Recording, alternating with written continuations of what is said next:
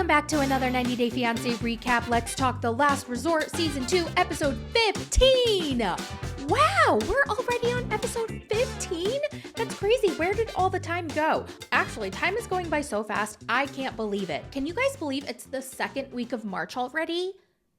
I thought it was Christmas like 2 weeks ago. What the hell? I just don't understand. I don't understand how time works. I don't understand how it's already March. I don't understand how it's almost my birthday. #Aries. I just don't.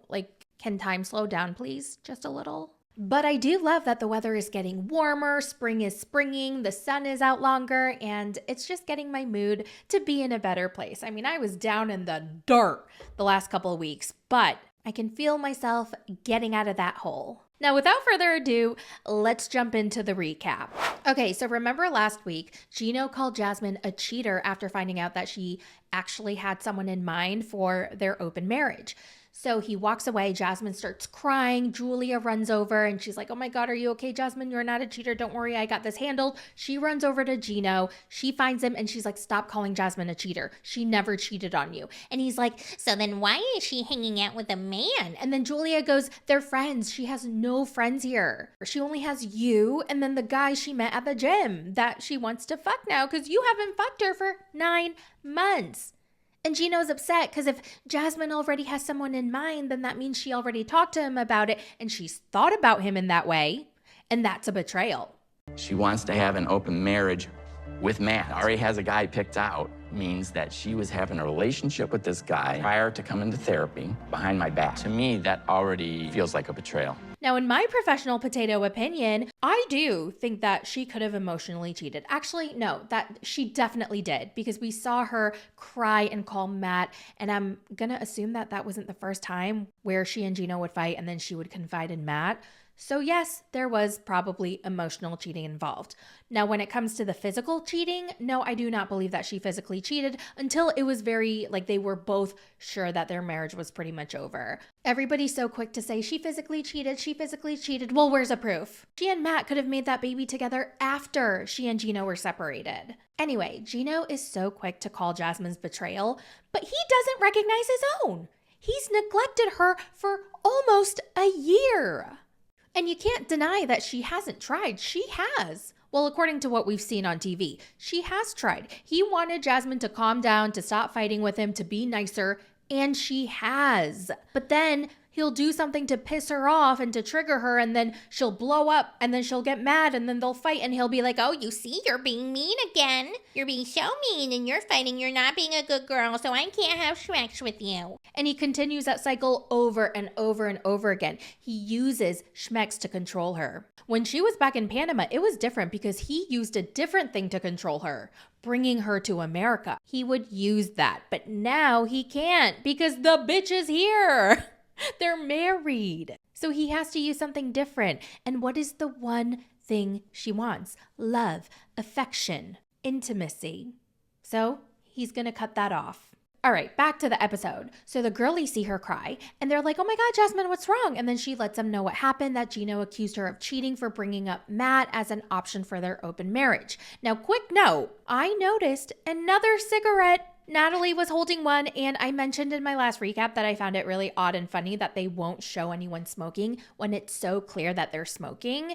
And then I found a comment. One of you guys left a comment, and I wish I saved it because I can't remember exactly what they said. But they said something along the lines of how it's not allowed on TV to show people smoking anymore. And I was like, what?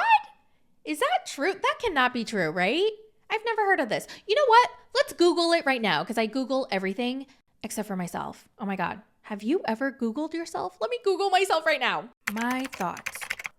Whoa. Okay, here are the top searches. All right, are you guys ready?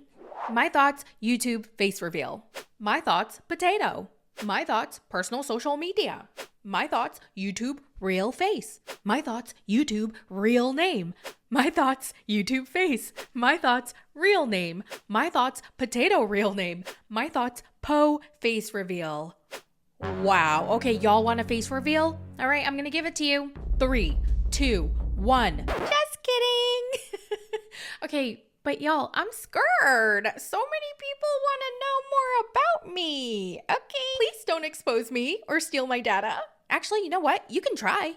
but you probably won't be able to because all my data and my information are protected by Aura, the sponsor of today's video. I dare you, Google yourself right now, because you're probably going to find a lot of stuff. And on top of that, you won't find just your information, you'll find your family members' information. It is actually scary, especially with data leaks happening all the time, identity thefts, scams, the list goes on. It just never ends. So it's more important now than ever to protect yourself and your loved ones. Aura alerts me when my data has been a part of a data breach or leaked on the dark web.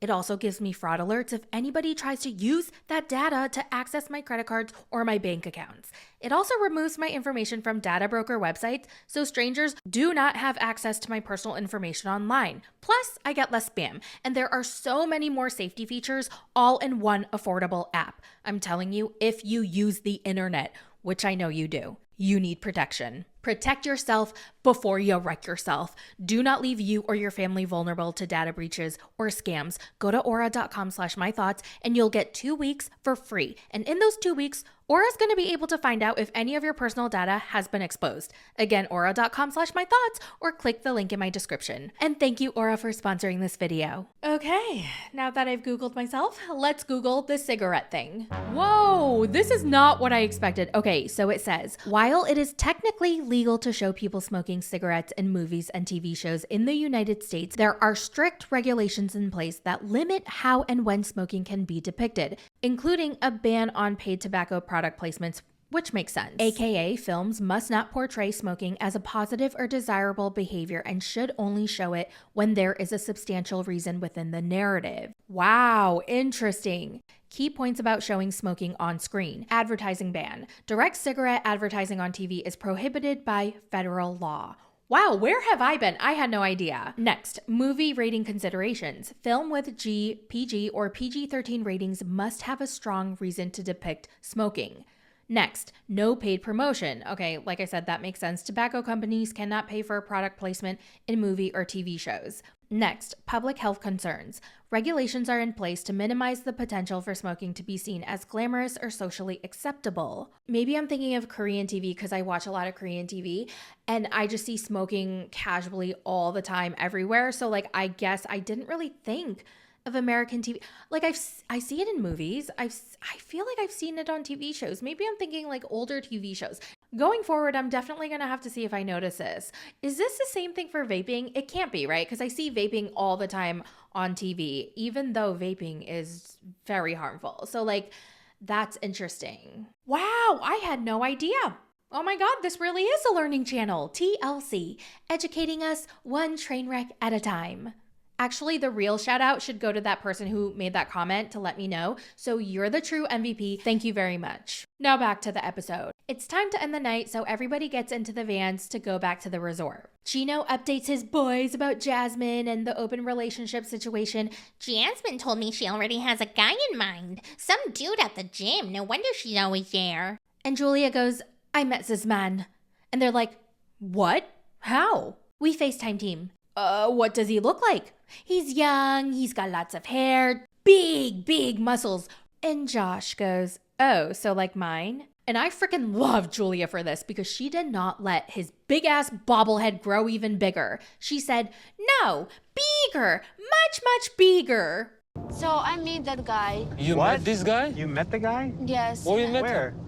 We call him in online. How you look this guy? Here, like, have a little dark hair. Here, have a big muscle. He looks like another man. Oh. That's He what he like looks have like. big He looks like someone else. muscle. He's have big muscles. Yes.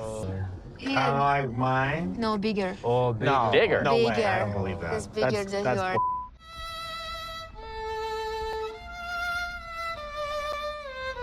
And then Rob, the president of the men's rights nonprofit organization, says, okay, stop. Gino doesn't want to know. Why are you torturing him with this information? Yeah, I don't want to know. Stop talking about it. Okay, Julia, stop. And then Gino says in his interview, Cheating isn't just going off and having sex with someone. It's building an emotional connection with someone. It's the worst of the worst. what about you neglecting her all those months and months and months? In the other van, Stacy updates everyone about her situation with Flo, how he took a girl home after a night out and how she can't trust him anymore. She doesn't even want to sleep in the same room with him, so she's going to sleep with her sister, Darcy. I don't want to be next to him. I just kind of feel like I really have a lot to think about. So I guess I'm sleeping with you tonight, Dars? Sure. It's a brand new morning. Julia jumps into Rob and Sophie's bed, and things must be great with them because Sophie and Rob were snuggling. Good morning, bright and shine. Let me sit in here, you between. Come on, come on. How was your sleep? Do you miss me? Julia is super high energy in the morning, and when Rob was like, damn, I don't know how Brandon deals with this every morning, I kind of laughed because this is kind of the situation between me and my sister right now, because I'm a morning person, okay? I sing, I hop around, I dance. The better the weather is outside, the more obnoxious I get in the morning. And my sister cannot stand me. She's like, why are you singing? Can you shut the fuck up? Okay, stop singing. Okay, stop dancing. Stop talking to me, please. But then the roles get reversed when it gets darker because I get sleepier and I get crankier because I just want to chill, watch TV and not talk. But she gets more talkative and more energetic and she keeps talking to me and asking me questions. And I'm like, Bruh, can you shut up? all right, so Julia confides in Rob and Sophie about Brandon and how he's very upset and even wanting to leave the retreat because she applied for her parents' visa behind his back. But she says if Brandon refuses to let her parents come, she's just going to go back to Russia. Now, Stacy goes to Florian's room and confronts him. She's like, tell me all the details. Do not leave anything out about that night. Okay, Stacy, I walked to the apartment and she live in the same building. She drunk, she falling over. I open the door and she go home. Done. And she goes, so you didn't go inside her apartment? No, Stacy, are you crazy? So you didn't wham bam, thank you, ma'am? No, I know, thank you, ma'am. No. Wham, bam, thank you, ma'am. No, thank you, ma'am. No, I don't do that, thank you, ma'am. And she tells him, it's really hard for me to trust you given that you cheated on me a couple years ago, okay? I know you like to be chivalrous. I know you like to help people, and I love that about you. But sometimes I want you to be chivalrous to me and to help me, your wife. She also doesn't like how he gets mad so easily and everything is so aggressive and he yells and everything escalates. And he goes, it's my personality, it's my culture, okay? That's just how I am, it's in my DNA. And then he ultimately apologizes. And then she goes, Florian, this is serious. We have to take this serious. And he goes, okay, I'm sorry. I love you, Stace. I love you. I'm so sorry. You know, Florian's not that dumb. He knows when to shut her up and how to do it. He apologizes immediately and he tells her he loves her and he'll never do it again and he's going to be a better person. When you're yelling at me, it's like it goes in one ear out the other. Come softer. If you want me to be soft, you have to be soft. Oh.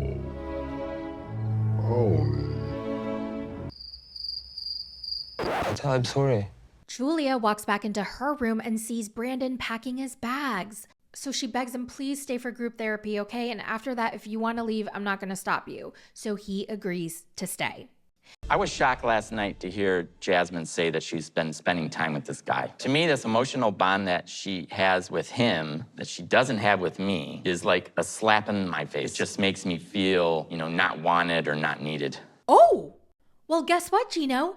Now you know how she's been feeling for the last 9 months. So Jasmine asks him, what do you want to do now? Gosh, Jasmine, you really broke my heart. I didn't expect you to hurt me this way. And then she says, well, Gino, I never thought I would ever want an open marriage, but this is where we are. And I thought this conversation was very interesting. Give me more information about who this person is. Okay, his name is Matt.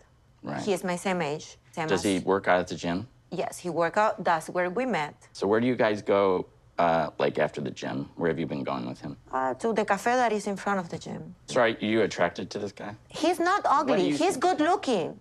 Well, I'm not gonna lie, because you're gonna see him if you let me. I want us to make things work, baby, please. I haven't cheated on you, and it hurts me that you're accusing me. All I did was to be honest to you. I believe Jasmine was being completely honest, and I believe her when she said that she did nothing physical with Matt. She hasn't physically cheated on Gino, and she still wants her marriage with Gino to work. I believe her, but what she's not recognizing is that there was emotional cheating on her. And I got a little frustrated with Jasmine when she wouldn't admit to it, like she couldn't see it. For example, Gino was like, how would you feel if I was hanging out with a gorgeous, beautiful woman? And she acted like she would totally be fine with it. And that's the whole point of the open marriage. They're going to communicate. She and Gino are going to be the nucleus and the other people are going to be just like the temporary. And I don't believe that Jasmine would be totally okay with Gino banging a bunch of other women. He's a good person.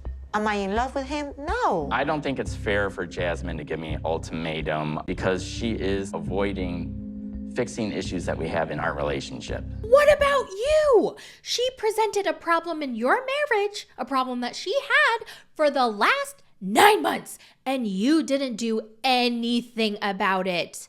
And by not doing anything about it doesn't mean that he had to have schmex with her. He didn't do anything. He didn't even communicate. He didn't do anything proactive. He didn't do therapy. He didn't want to have an open discussion. He didn't want to explore other options. All he did was shut her down time after time after time. And he told her she has to be on good behavior for 2 or 3 months every single day in a row. Are you kidding me?